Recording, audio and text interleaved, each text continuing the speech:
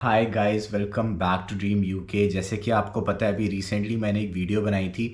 UK में जो update आई है, जो गवर्नमेंट ने अनाउंसमेंट्स करी है यहाँ पे इमिग्रेशन को कट डाउन करने के लिए, उसमें उन्होंने 5 पॉइंट्स की बात करी थी। जिसमें उन्होंने हेल्थ केयर वर्कर जो वीज़ाज़ थे उन पे डिपेंडेंट्स लाने के लिए मना कर दिया। उसके साथ साथ शॉर्टेज ऑक्यूपेशन लिस्ट में जो 80% कंसेशन मिलता था सैलरी में स्पॉन्सरशिप के लिए, उसको भी हटा दिया है। फिर फैमिली वीज़ाज़ पे भी सैलरी रिक्वायरमेंट इंक्रीज़ कर दी है। और स्टूडेंट वीज़ाज़ पे भी उन्होंने वर्क वीज़ा में स्विच करने से मना कर दिया अगर बच्चा पढ़ रहा है अभी भी। और उसके साथ साथ डिपेंडेंट्स को भी मना कर दिया है। जो स्टूडेंट्स होते हैं वो अपने साथ डिपेंडेंट्स नहीं ला सकते अनलेस वो पीएचडी कर रहे हो। और इसके साथ साथ जो सबसे बड़ी खबर जिससे सबको धक्का लगा था, जिससे लगभग सब लोग इम्पैक्ट हो रहे थे, वो ये न्यूज़ थी कि स्किल्ड वर्कर वीज़ा, जो यहाँ पे वीज़ा स्पॉन्सरशिप होती है, उसके लिए जो सैलरी रिक्वायरमेंट थी वो इंक्रीज़ करके 26,200 पाउंड से 38,700 पाउंड्स कर दी थी। और इससे सब लोग इम्पैक्ट होने वाले थे और या फिर होंगे। और ये अप्रैल नेक्स्ट ईयर बोला जा रहा है, 6 अप्रैल नेक्स्ट ईयर से ये अप्लाई होगा, स्प्रिंग नेक्स्ट ईयर से अप्लाई होगा। तो इस चीज़ पे मैंने वीडियो बनाई थी कि इससे सब लोग इम्पैक्ट होंगे, यूके में स्पॉन्सरशिप नहीं मिलेगी। मैंने 9-10 न्यूज़ सोर्स रेफ़र करे थे वो वीडियो बनाने से पहले, लेकिन किसी में भी इस चीज़ के बारे में बात नहीं करी गई थी कि ये जो चीज़ है वो करंट स्टूडेंट्स पे अप्लाई होती है कि नहीं, जो यूके में अभी पढ़ रहे हैं या जो पढ़ चुके हैं या फिर जो ग्रेजुएट वीज़ा पे अभी हैं और उनको स्पॉन्सरशिप में स्विच करना है। सो इस चीज़ पे मेरे को इन्फॉर्मेशन नहीं मिल रही थी, लेकिन मेरे कुछ फ्रेंड्स हैं, उन्होंने कुछ रिसोर्सेज फॉरवर्ड करे जो यहाँ पे यूके में जॉब कर रहे हैं, और मेरे को यूट्यूब पे भी कुछ कमेंट्स आए।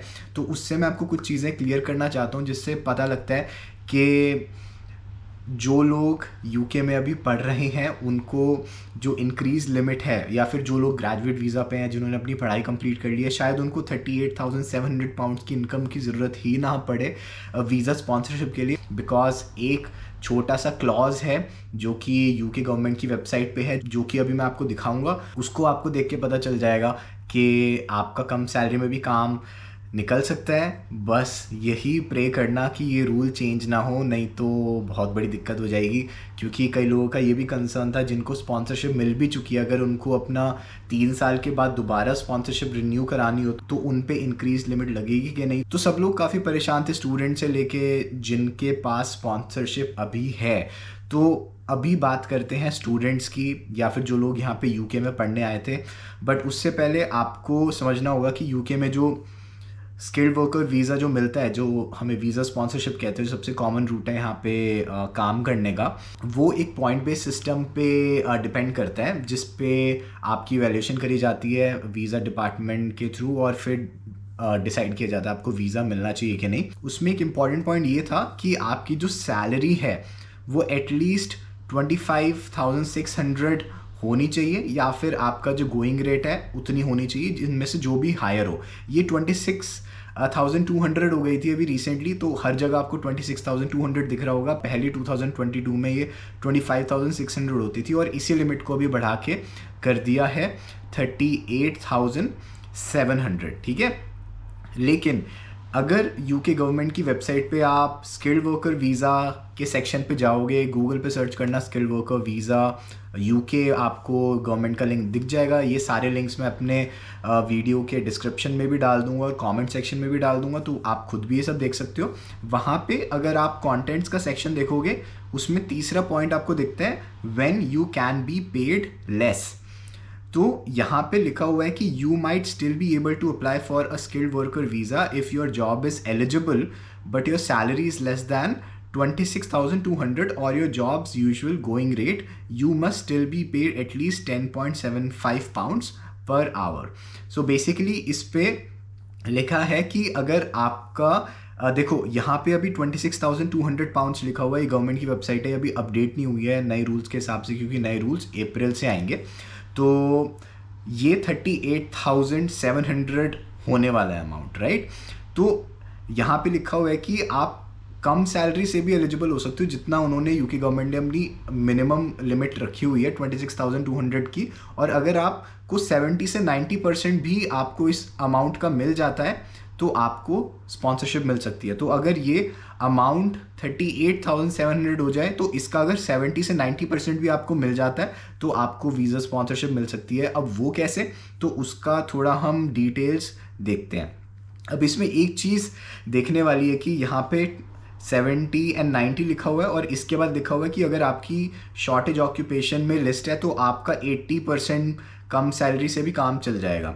ठीक है, तो जो आपका ऑनगोइंग रेट है, ऑनगोइंग रेट क्या होता है वो भी मैं आपको बताऊंगा, लेकिन जो आपका ऑनगोइंग रेट है, जो आपका जितना आपको सैलरी मिलनी चाहिए उसका 80% भी हो तो आपका शॉर्टेज ऑक्यूपेशन लिस्ट में चल जाया करता था। बट अब ये अनाउंस करा है कि ये वाला क्लॉज हटा दिया है, ये कंसेशन हटा दिया है। लेकिन जो 70% वाला कंसेशन है ये अभी तक इसके बारे में कोई बात ही नहीं हुई है, तो मेरे को लगता है कि ये अभी रह सकता है, इस पर कोई अनाउंसमेंट नहीं हुई है। बट हमें फिर भी देखना होगा कि गवर्नमेंट इसको लेके कोई चेंजेस करती है कि नहीं। तो अब यहाँ पे देखो कंडीशंस हैं, you are under 26, studying or recent graduate or in professional training. You can be paid 70% of your job's usual going rate if one of the following applies. ठीक है, तो यहाँ पे लिखा है कि you are under 26 years of age. तो इन conditions में से कोई भी कंडीशन आप पे अप्लाई होती है तो आपको अगर 70% ऑफ आपका जॉब का यूजुअल गोइंग रेट मिलता है तो उसमें भी आपको स्पॉन्सरशिप मिल जाएगी।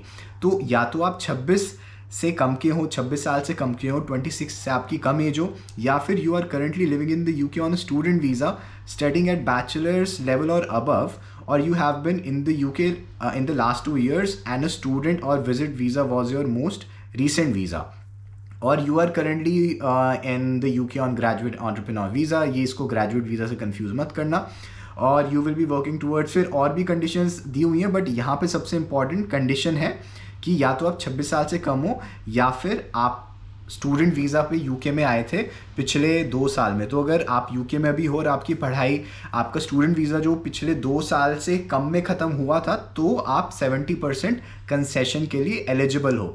सो ये जो मैंने रूल्स को पढ़ा है, समझा है और उनसे अंडरस्टैंडिंग निकाली है, उसमें मेरे को यही पता चल रहा है कि 70% कम सैलरी में भी आपका काम चल सकता है। और उस केस में अगर 38,700 इंक्रीज़ हो भी जाता है थ्रेशोल्ड, तो जो स्टूडेंट्स जिन्होंने यहाँ पे पढ़ाई करी है, जो पढ़ रहे हैं, जो ग्रेजुएट होंगे, जिनके पास ग्रेजुएट वीज़ा है, क्योंकि किसी के पास भी ग्रेजुएट वीज़ा है, उनका स्टूडेंट वीज़ा 2 साल से ज़्यादा का पुराना तो नहीं हो सकता, क्योंकि graduate visa right after student visa मिलता है और ग्रेजुएट वीज़ा मैक्सिमम 2 साल का होता है। तो ग्रेजुएट वीज़ा पे जो लोग हैं या फिर जिन्होंने अपनी पढ़ाई कंप्लीट करी है, वो सब लोग ये 70% का बेनिफिट उठा सकते हैं। और इसमें एक ये भी इंटरेस्टिंग चीज़ है कि जो लोग आगे आने वाले सालों में यूके में पढ़ने आएंगे तो वो भी तो स्टूडेंट ही होंगे, चाहे वो जनवरी इनटेक में आ रहे हैं, नेक्स्ट ईयर सितंबर इनटेक में आ रहे हैं, तो टेक्निकली तो वो भी इस कैटेगरी का पार्ट बन जाएंगे, तो उनको भी 70% वाला कंसेशन मिल जाएगा।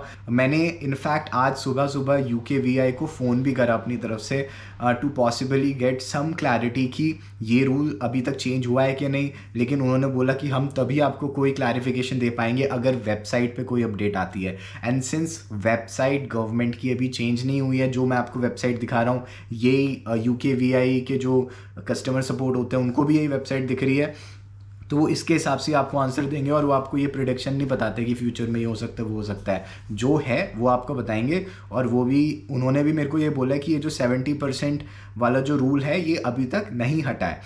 अब इसमें एक चीज़ आपको नोट करने वाली है कि यहाँ पे लिखा कि your total stay in the UK can not be more than 4 years if you apply for one of these reasons. तो अगर आप ये कंसेशन लेते हो ना तो आप यूके में 4 साल से ज़्यादा के लिए नहीं रह सकते। अब अगर आप स्किल्ड वर्कर वीज़ा के ऑफिशियल केस वर्कर गाइडेंस को सर्च करोगे ऑनलाइन और उसको खोलोगे, उस PDF फाइल को खोलोगे, तो पेज 42 जो लेटेस्ट एडिशन है डॉक्यूमेंट की, उस पर आपको एक ये सेक्शन दिखेगा न्यू एंट्रेंट। तो ये न्यू एंट्रेंट के अंडर ही ये 70% वाली बात आती है। तो इस पर ये लाइन लिखी हुई है, applicants can be new entrants for maximum of 4 years।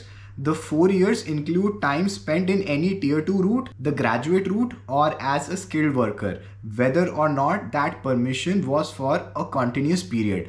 तो अगर आपने यूके में अपने ग्रेजुएट वीज़ा पे 1.5 साल निकाल दिए हैं तो ये जो कंसेशन लेके आप स्पॉन्सरशिप लोगे उसमें आप मेरे हिसाब से 4 साल में से 1.5 साल हटा दोगे तो 2.5 साल बचते हैं। 2.5 साल के लिए ही आप इस तरह से स्पॉन्सर्ड वर्कर की तरह काम कर सकते हो, और उसके बाद आपको जो नॉर्मल रेट है मेरे हिसाब से वो आपको सैलरी मिलनी चाहिए। अब इसमें मेरे को ये कन्फ्यूजन है कि ये जो 4 ईयर टाइम लिमिट है, इसमें स्टूडेंट वीज़ा का भी टाइम इंक्लूड होता है कि नहीं, क्योंकि उस हिसाब से तो जो बैचलर्स जिन्होंने करी है और फिर वो ग्रेजुएट वीज़ा पे हैं फॉर इंस्टेंस, तो उनको तो ये न्यू एंट्रेंट वाला चीज़ अप्लाई नहीं होगा, क्योंकि 4 साल की तो बैचलर्स या 3 साल की बैचलर्स हो गई, और फिर 1-2 साल का अगर उनका ग्रेजुएट वीज़ा पूरा हो गया तो 4 साल की लिमिट तो वो ऑलरेडी क्रॉस कर चुके हैं। लेकिन जो मास्टर स्टूडेंट है, अगर उनकी 1 साल की मास्टर्स है, 1 साल का ग्रेजुएट वीज़ा है, फिर वो स्पॉन्सरशिप में मूव हो रहे हैं, तो वैसे तो टोटल हम टाइम पीरियड देखें तो 2 साल बचते हैं, बट यहाँ पे इस सेंटेंस में स्टूडेंट वीज़ा की कोई बात नहीं करी गई है, तो शायद ग्रेजुएट वीज़ा का ही टाइम काउंट हो कि 4 साल में से आपने 1.5 साल या 1 साल ग्रेजुएट वीज़ा यूज़ करा है, तो जो बचा हुआ टाइम पीरियड हुआ 2.5 साल या 3 साल आपको स्किल्ड वर्कर वीज़ा पे मिल सकता है। ठीक है, सो ये चीज़ मेरे को आपको बतानी थी। और मैं ये भी देख रहा था कि इस न्यूज़ से अगर ये रूल गवर्नमेंट नहीं हटाती है, 70% वाला रूल गवर्नमेंट नहीं हटाती है, तो इंटरनेशनल स्टूडेंट्स को एक्चुअली में बेनिफिट हो सकता है, क्योंकि जो यूके में कंपनीज़ हैं, अगर वो बाहर से पहले टैलेंट को ला रही थी और अब वो उनको स्पॉन्सर नहीं कर सकते क्योंकि उन्होंने यूके में पढ़ाई नहीं करी है, तो जो यूके में स्टूडेंट्स ने जिन्होंने पढ़ाई करी है वो उनके लिए एक अच्छा ऑप्शन बन पाएंगे, क्योंकि वो उनको कम सैलरी में भी स्पॉन्सर कर सकते हैं। But everything depends on this clause. I hope this doesn't change, because a lot of my friends are also in the same boat कि क्या होगा क्या नहीं होगा। बहुत ज़्यादा अनसर्टेनिटी है, मेरे को पता है आप में से सारे लोग बहुत परेशान होंगे। बहुत मेरे पास कमेंट भी आए, कई जनवरी इनटेक में जो स्टूडेंट्स आ रहे हैं जिन्होंने फ़ी पे कर दी है, वो भी मेरे को बहुत ज़्यादा परेशान दिख रहे थे कि हमने तो सब कुछ कर दिया है, सारी तैयारियां हो गई हैं, अब हम क्या करें, हमें तो जॉब नहीं मिलेगी, यहाँ पे स्पॉन्सरशिप नहीं मिलेगी।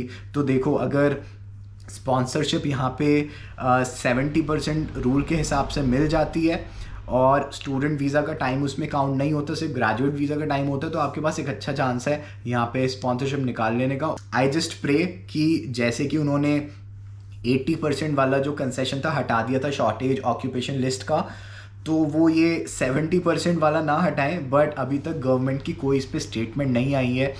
जो ये मैंने आपको skilled worker case working guidance जो अब मैंने आपको दिखाया है स्क्रीन पे, ये भी 7 अगस्त 2023 को अपडेट हुआ था। तो इस डॉक्यूमेंट को भी 4 महीने हो गए हैं, अपडेट नहीं हुआ है। और जो गवर्नमेंट वेबसाइट है उस पर भी कोई इन्फॉर्मेशन नहीं हुई है। मैंने यूके को कॉल करा, उन्होंने भी अभी तक कुछ नहीं बताया है मेरे को। बट सिंस ये क्लॉज यहाँ पर है तो मैंने सोचा आपके लिए एक वीडियो बनाई जाए। और I am not skilled immigration consultant, I am not a solicitor, I am not an immigration lawyer. मैं अपनी खुद की रिसर्च करता हूँ और फिर कोशिश करता हूँ आप सभी के लिए कोई इन्फॉर्मेशन लेकर आ पाऊँ। तो हो सकता है कि मेरी अंडरस्टैंडिंग में कोई कमी रह गई हो। तो अगर आप इस चीज़ को और अच्छे से समझ पा रहे हो तो प्लीज़ कमेंट सेक्शन में कमेंट करना। अगर मुझे आपका कमेंट बहुत इम्पैक्टफुल लगा, जिससे बहुत लोगों की हेल्प हो सकती है, तो मैं उसको पिन करूँगा या फिर उसको हार्ट साइन दूँगा। एंड अगर मुझसे कोई इस पूरी वीडियो में कोई मिस इन्फॉर्मेशन स्प्रेड हो गई हो तो प्लीज़ मेरे को वो भी बताना, क्योंकि अभी गवर्नमेंट की तरफ से कोई क्लैरिटी ज़्यादा आई नहीं है और बहुत सारी चीज़ें अजम्पशन पे बेस्ड हैं और करंट जो रूल्स हैं उन पे बेस्ड है और स्पेकुलेशन भी बहुत ज़्यादा है इस पूरी चीज़ में। तो आई रियली होप कि जितना मैंने आपको कॉन्टेक्स्ट दिया उससे आपको थोड़ा बहुत चीज़ों के बारे में समझ आया होगा।